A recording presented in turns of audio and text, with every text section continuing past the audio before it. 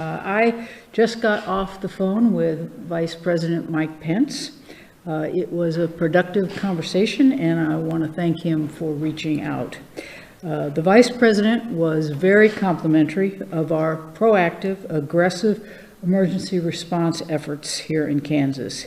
He said our state's done a terrific job of mitigating the spread of COVID-19, and he encouraged us to keep doing what we're doing.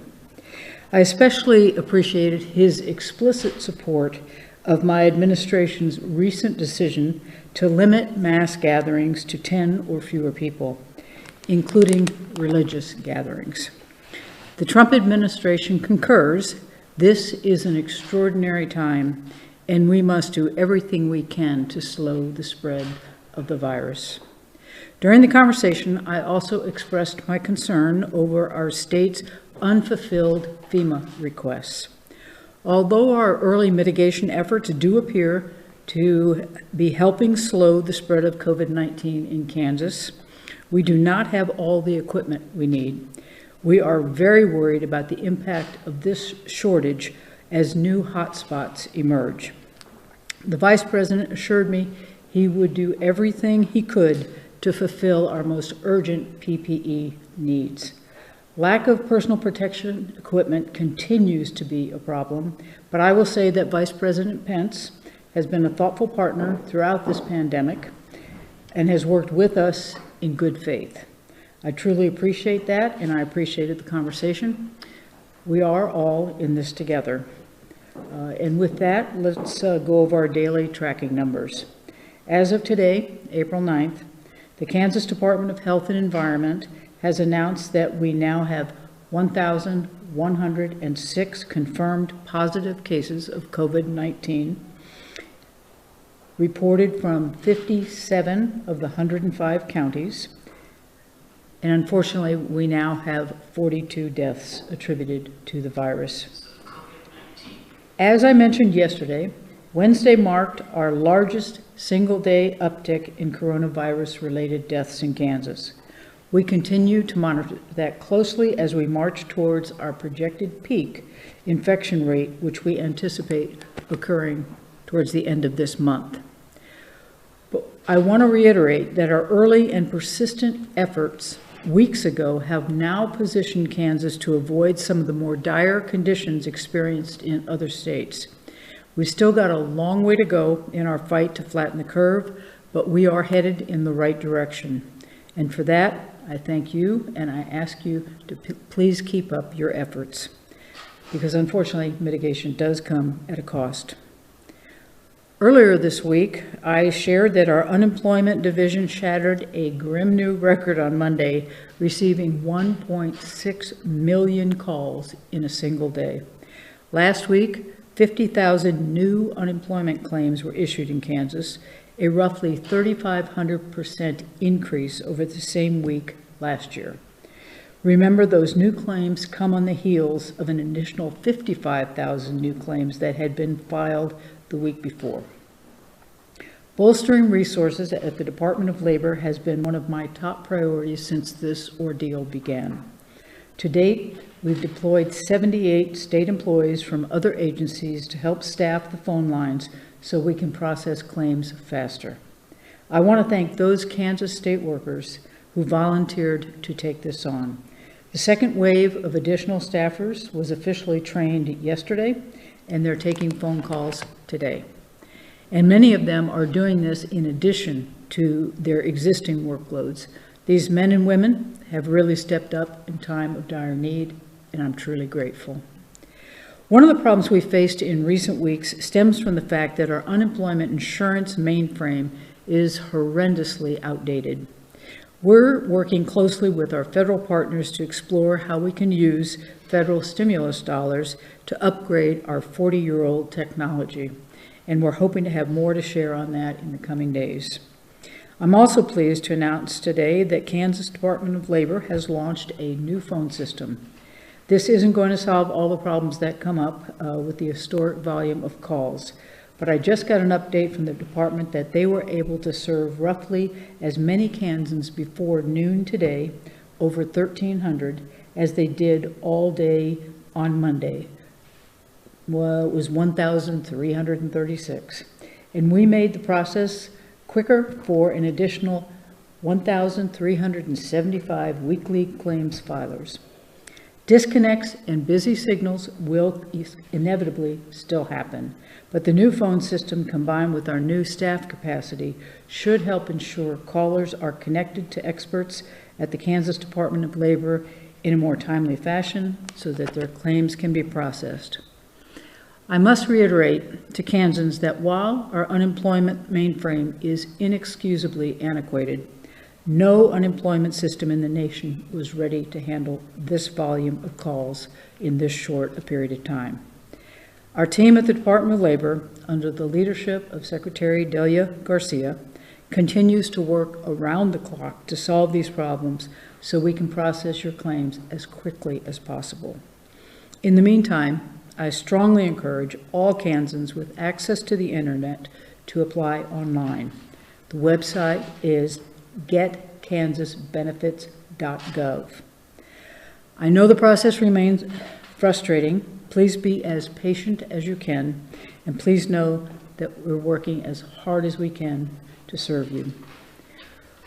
We'll also be issuing 2 new executive orders by close of business today. First, Executive Order 2019 extends professional and occupational licenses for the remainder of this pandemic. Social distancing presents significant, sometimes insurmountable, obstacles for Kansans whose work requires the renewal of a license, certificate, permit, or registration. It is placing undue burdens on our first responders in particular, who need to be out in the field as we combat this public health emergency. To provide relief in these extraordinary circumstances, all state agencies shall extend renewal deadlines for any occupational or professional license that has expired or will expire during this disaster. Licenses will remain valid as long as the disaster declaration is in effect and for 90 days after it expires. The measure also waives any late penalties or expiration fees, and it extends deadlines for any continuing education requirements. Thousands of licensed workers are officing from home in an effort to follow guidance from public health officials. This order will ensure that those Kansans are not hampered by licensing problems that they are powerless to solve under our present circumstances, so they can continue to do their jobs safely from home. Second, I'm issuing Executive Order 2020, which will temporarily allow notaries and witnesses to do their jobs remotely through audio-video communication technology. Obviously, our economy is at a standstill at the moment, but to the extent that we can, it's important to find ways for Kansans to continue safely entering into contracts, filing marriage licenses, updating wills, and handling other personal health care directives while still adhering to social distancing protocols. I have one more thing to discuss today. Before I do, I ask you to consider the real live importance of the actions I just announced. New supports for unemployed Kansans who are desperate to reach the Department of Labor so they can put food on the table for their children. Occupational licensing relief for critical Kansas workers like first responders and medical personnel who we need on the front lines of our emergency response efforts. Flexibility for Kansans who need to take care of essential personal business like updating wills in the face of a global public health pandemic in case, heaven forbid, they unexpectedly succumb to this lethal virus. As the coronavirus has made clear, when it comes to both mitigation and economic relief, every hour counts. In this response, time is one of the most valuable resources, and once it's spent, we cannot get it back. Yesterday, I spent time clearing up confusion and hoping common sense would prevail among Republican leadership in the House and the Senate. The team at the Kansas Department of Emergency Management spent a large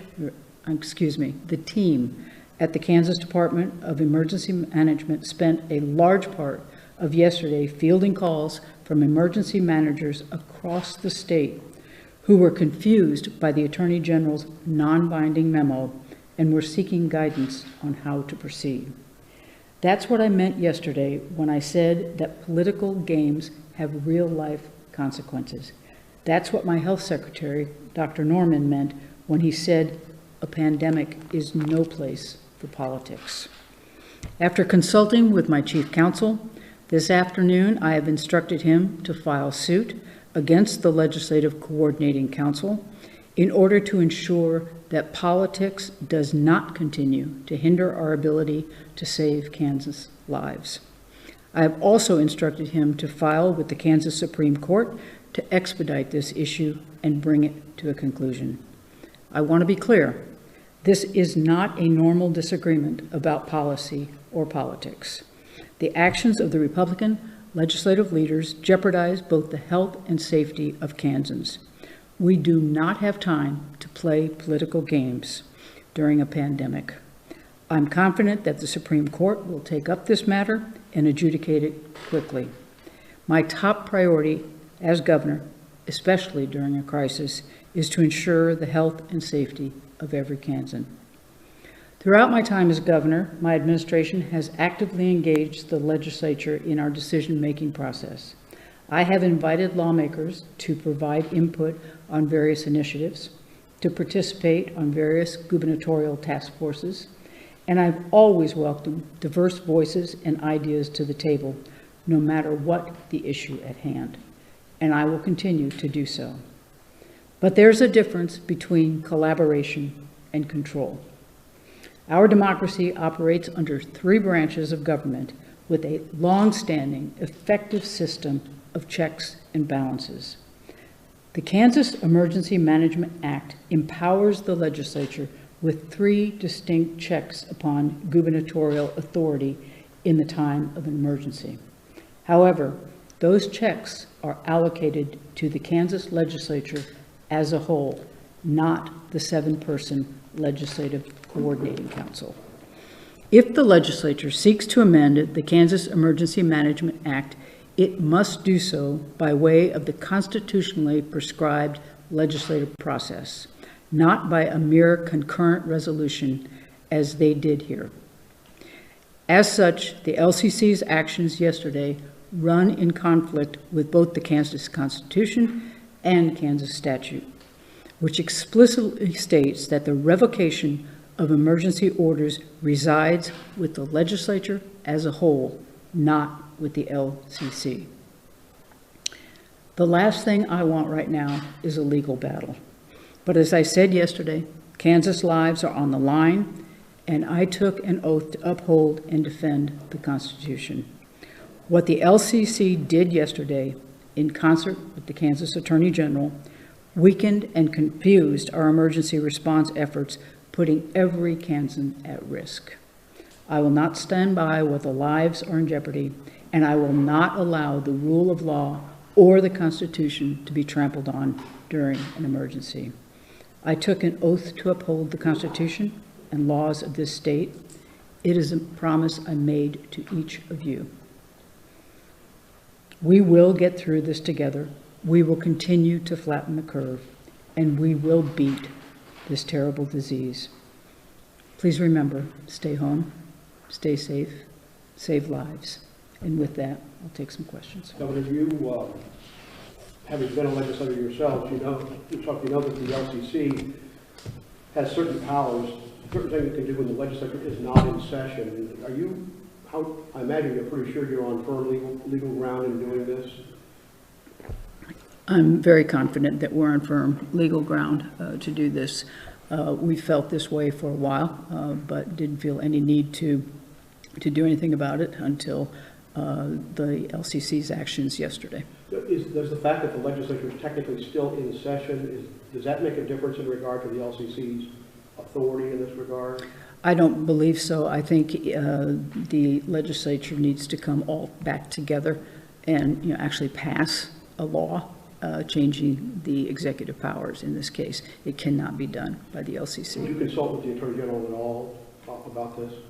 I did not on this particular issue. We consulted with other attorneys. Obviously, the Attorney General is in many ways a party to this. So what do you want the Supreme Court to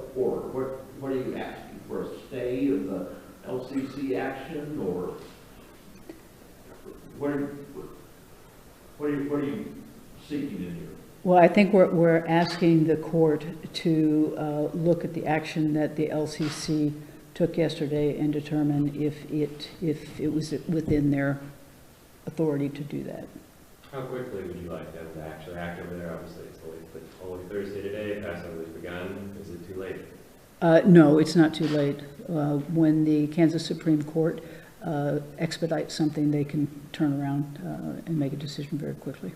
So you get this probably do you think this is probably the quickest method to keep Kansas safe? I do. Absolutely, I do. A quicker way would have been for the LCC to say, we made a mistake and we take it back. But since they were not willing to do that, we took this route instead. Would you like to see the order by Easter? Or see an order tomorrow from the court?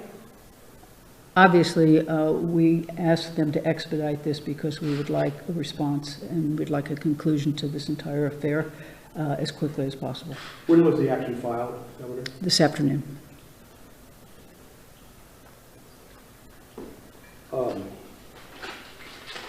With the Supreme Court? Yes. So the action was filed originally at that level, or you filed it with the Supreme Court, the lawsuit? We went directly to the Supreme Court, yes. The Attorney General put out yesterday that he believes 2014 executive orders in place right now. Is that how you feel as well? Or do you think he put another executive order out? If you look at Executive Order 18, it rescinds Executive Order 14. So, was it rescinded for like 2 hours? what was in question is whether or not when they revoked Executive Order 18, which they may or may not have been able to do, but let's say they could have. What we didn't know is whether or not that revives Executive Order 14 or if that would have to be reissued. So that's what I'm talking about when I talk about all the confusion, because if Executive Order 14 is no longer in place, that's a game changer. Should people still act as if it is in place? I have all the faith in the world that Kansans will let this battle play out and that they will continue to stay home. Legally speaking, you're still not certain whether Executive Order 14 remains in force given the action yesterday. That is correct. I'm not. We're waiting for the court to rule. Some people thought it might just be simply to just issue a new order. Would you mind just kind of talking about why this is maybe a more effective method at making sure an order stays in place? It's not as easy as people think to just issue a new order. Obviously, they get fly-specked and things can change. So it takes time to put all of that together, make sure that you've, thought about everything, cross-referenced it with everything else that's been done, and make sure that it's what it needs to be. So it would not be the fastest way to come to a conclusion here. But the reason you didn't reissue 14 is because if the court rules in your favor, you intend for the extension on religious services and funerals to stand. Is that correct? Yes. So reissuing 14 wouldn't have taken care of that. That is correct. If people heard Dr. Norman yesterday, part of the reason that we issued Executive Order 18 was because, by and large, most of our faith communities have been doing virtual drive-in, not in the actual physical building services, for most of them for the past 4 weeks. But there were a few that did not. And so we felt it necessary to go ahead and place that in order so that it was very clear that that should not happen. And particularly when we have such an important weekend coming up, when our faith communities are so used to seeing some of their largest gatherings. And we just wanted to make it absolutely positively clear that that was a bad idea. and that would be a violation of the executive order. And I'm trying to remember, you endorsed the court's budget. The legislature did nothing but this year as in last year. What's your point, Martin? Should the court like you better? I believe that the court is fair and impartial and balanced, and I'll let them make their ruling without any editorial comment. Your last answer would suggest that you really are hoping for some sort of resolution prior to Sunday. Yes, I am. Supporters yesterday were saying that people not only could but will die because of the actions of the LCC yesterday.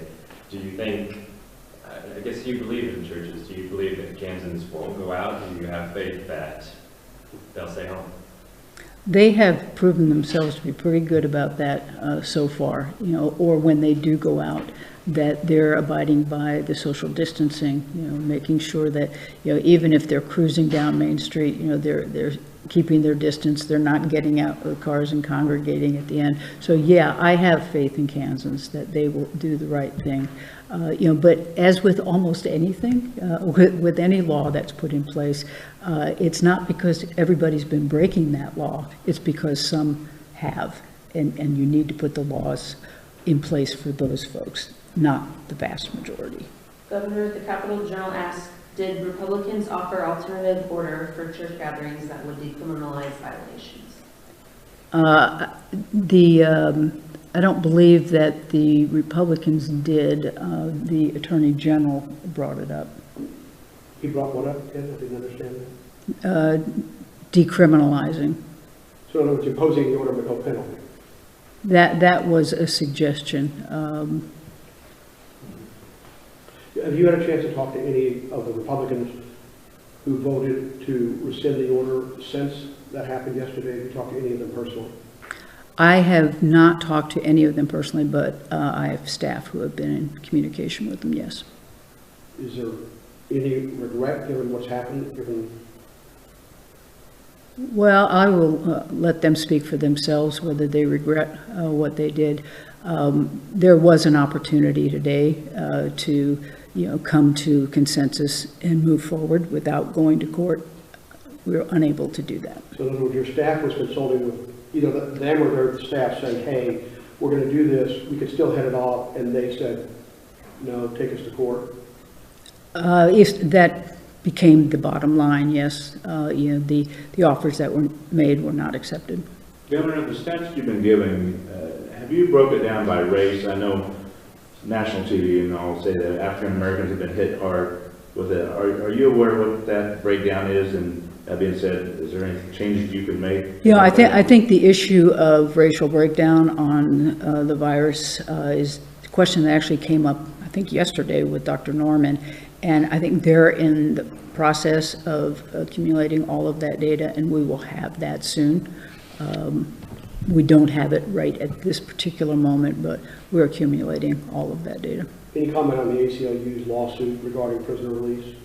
Yeah, I saw that, and we were expecting that to come. We've already been sort of all over the issue of prisoner release.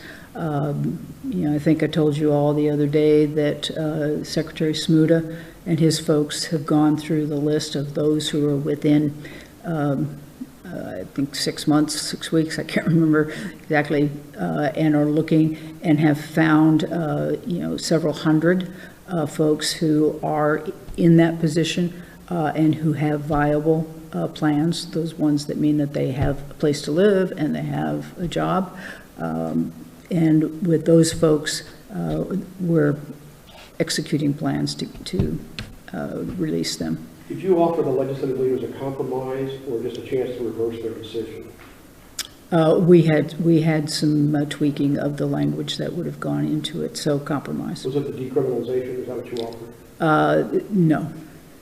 One more No. question. We've gotten a lot of complaints about the Department of Labor not getting checks out quick enough to people in Kansas. Do you think adding the staff and adding the call takers and everything, do you think that can quick end with maybe people getting their money faster. I sure hope so. I mean, that's the intent of it, is not only to get the checks to them faster, but just to end some of that frustration of people, you know, having to make endless calls in 40, somebody told me they called 42 times in one day. That's too much, you know. It's not going to go away. The problem's not going to go completely away, but we need to lessen the wait and just the time people are having to spend just trying to get through, and we're doing what we can. It really is a very old system, but like I said the other day, you know, I don't care if we had, you know, the state-of-the-art system. Any system would have been overwhelmed with the volume that we've received in the past few days. Thank you.